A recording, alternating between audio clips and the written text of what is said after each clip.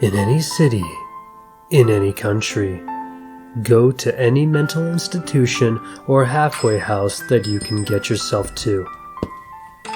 When you reach the front desk, ask with no hesitation to visit someone who calls himself the Holder of Darkness.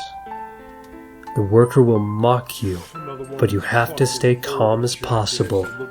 Keep asking him until he stops denying and withdraws from his counter to guide you through the corridors.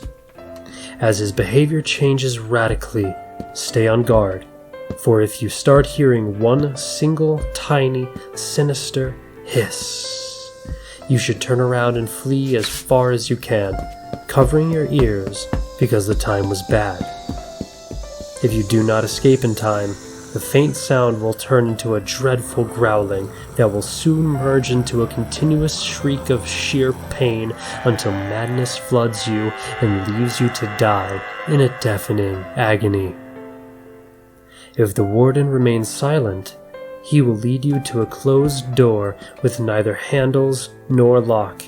As he pushes it open effortlessly, you will see an ascending, winding staircase which can't possibly lead to any upper floor of the establishment. The door will close behind you, and you will not be able to push it back.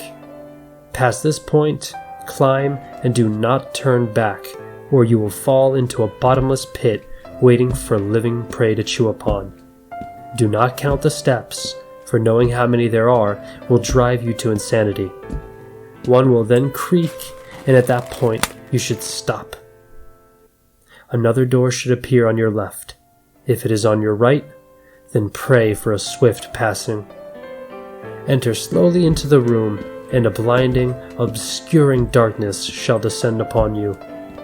You will be required to walk straight forward, for straying even slightly will lead you to be devoured by the roaming and unknown creatures observing you with blinded and purulent eyes. You will know that you have arrived when coldness grips you. At that very moment, freeze, or you will die by the hands of the holder who is standing right in front of you. In complete darkness, even closing your eyes will not prevent you from his horrid appearance.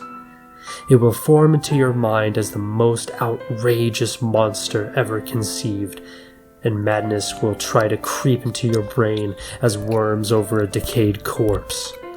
His fulminating breath and constant mumbling would be enough to make you cry, but be advised not to utter anything louder than a weeping, for you might wake up but must not be awakened. The only question you will be able to whisper without being torn apart will be, "What do they fear?" You will feel movements all around you as shudders animate your opponents. You will hear what nameless and incurable diseases will strike the world if they were to be frightened. The countless terrors their own fright will unleash on those with a weaker mind than theirs. Amidst the atrocious enumeration of the endless sores the world will suffer, you might hear the simplest, almost ridiculous, yet implacable and certain truth they all fear. Do not move again. When your head is about to implode, it will stop. If you are still able to move, you will find a door in front of you which leads outside of the ward. There, in the open, in the grass, a broken hourglass will wait for you.